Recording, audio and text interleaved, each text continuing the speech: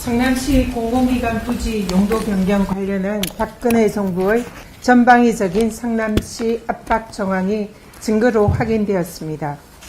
식품연구원 부지 매각 관련 정부 회의가 총 35회 개최되었습니다. 총리실에 인적 문책 지침이 3회 전달되었습니다. 국토부에 식품연 부지 매각 협조 공문이 총 6회 발송이 되었습니다. 청와대와 총리실, 국토부까지 총출동해서 용도 변경을 지속적으로 요구하였습니다.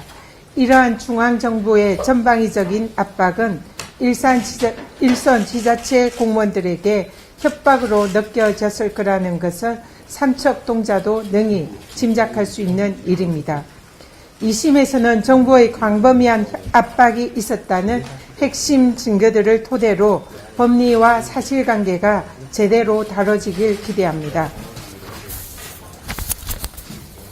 지난 2년 반 동안 제1야당 대표를 법정 연금시키겠다는 윤석열 검찰 독재 정권의 도끼는 군사 독재 정권의 가택 연금과 다를 바 없습니다. 겨울이 아무리 추워도 봄은 옵니다. 55차례 가택 연금과 사형 선고에도 끝내 승리한 김대중 대통령의 강인한 정신이 민주당에 살아 숨쉬고 있습니다. 20년 동안 한 사건에 대해서 이재명 대표를 정치적 수사로 스토킹해온 검찰의 이재명 대표 위정교사 1심 선고가 오늘 있습니다. 윤석열 정권 정치검찰이 아무리 정적을 제거하려 해도 없는 죄를 만들어낼 순 없습니다. 이재명 대표는 무죄입니다. 이 자리에서 왜 이재명 대표가 무죄인지 사실관계와 법리에 비추어서 진실을 밝혀드리겠습니다. PPT 봐주십시오. 첫째, 위정교사가 성립하려면 3가지 조건이 필요합니다. 첫 번째, 교사자가 정은에 반하는 진술을 교사해야 합니다. 교사. 둘째, 증인이 자신의 기억에 반하는 진술을 해야 합니다.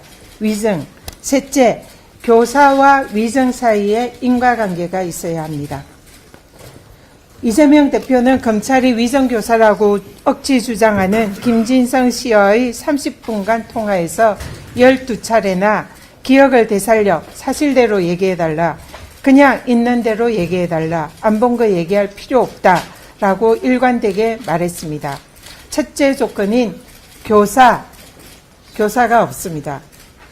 둘째, 당시 이재명 대표에게 덮어 씌우면 도움이 되는 사건이다라는 분위기가 있었다고 정확하게 두 사람의 기억이 일치합니다. 증인의 기억에 반하는 교사가 아닙니다. 또한 당시 마지막으로 검찰은 이재명을 주범으로 몰기 위한 KBS 측과 김병량 전 성남시장 간의 고소 취소 협의가 있었다라는 허위 진술을 교사했다는 혐의로 이재명 대표를 기소했습니다. 하지만 위정교사의 대상자인 김진성 씨는 김병량 시장은 그런 인품이 아니다, 양자 간에 이재명을 주범으로 몰기 위한 고소 취소 협의가 없었다라는 검찰이 주장하는 이재명 대표의 기소와 정반대의 증언을 했습니다. 검찰의 주장대로라면 교사와 위정 사이에 인과관계가 없는 것입니다. 이는 명백하게 법률적으로는 실패한 교사입니다. 위정교사가 성립하지 않는 것입니다. 종합해서 말씀드리면 교사가 없었습니다. 그리고 기억에 반하는 증언도 없었습니다. 교사와 위정 사이에 인과관계가 성립하지 않습니다. 따라서 이재명 대표는 법적으로 완전한 무죄입니다. 위정교사가 성립할 수 없습니다. 민주당은 행동하는 양심, 강인한 인동초 정신으로 윤석열 검찰 독재 정권과 맞서 싸우겠습니다.